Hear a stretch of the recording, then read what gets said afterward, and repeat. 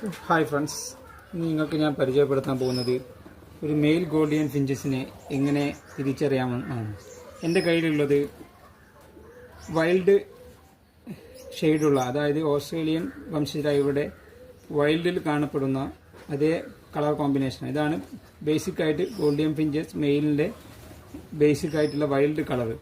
അതായത് ഹെഡ് ഭാഗത്ത് റെഡ് കളറും ബ്രസ്റ്റിൻ്റെ ഭാഗത്തായിട്ട് ഈ പർപ്പിൾ കളറുമാണ്.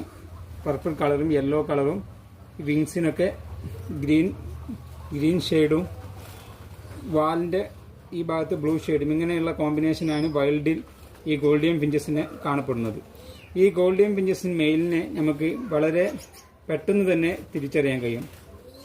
പല ഭക്ഷ്യവർഗ്ഗങ്ങളിലും കാണുന്നത് പോലെ തന്നെ ഈ ഗോൾഡിയൻ ഫിഞ്ചസിലും മെയിലിനെ പെട്ടെന്ന് തിരിച്ചറിയാൻ കഴിയുന്നത് ഇതിൻ്റെ ഈ കളർ കോമ്പിനേഷൻ തന്നെയാണ്.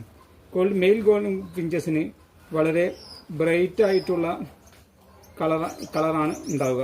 അതായത് ഹെഡിനായാലും ബ്രസ്റ്റിൻ്റെ ഹെഡ് കളർ, ഈ റെഡ് കളർ വളരെ ബ്രൈറ്റ് ആയിരിക്കും. അതുപോലെ തന്നെ ഈ ബ്രസ്റ്റിൻ്റെ താഴത്തുള്ള ഈ പർപ്പിൾ കളർ, ഇതാണ് മെയിൽ ഗോൾഡിയൻ ഫിഞ്ചസിനെ തിരിച്ചറിയാനുള്ള ഏറ്റവും, ഇത് വളരെ ഡാർക്ക് ആയിട്ടുള്ള കളറായിരിക്കും.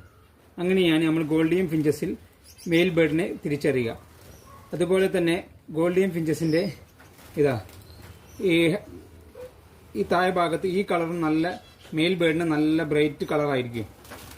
ഓക്കെ, പിന്നെ ഈ ടൈല്, ഈ ഡബിൾ ടൈല്, ഈ ലോങ് ഡബിൾ ടൈല് വരുന്നതാണ് ഗോൾഡിയൻ ഫിഞ്ചസ് മെയിലിന്.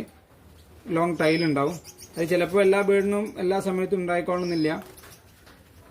ചില സമയങ്ങൾ മാത്രമേ ബേർഡിന് ഈ ലോങ് ടൈലായി കാണുള്ളൂ. മിക്കവാറും സമയത്ത് അത് അവർ പൊട്ടിപ്പോകാറാണ് ഉണ്ടാവുക.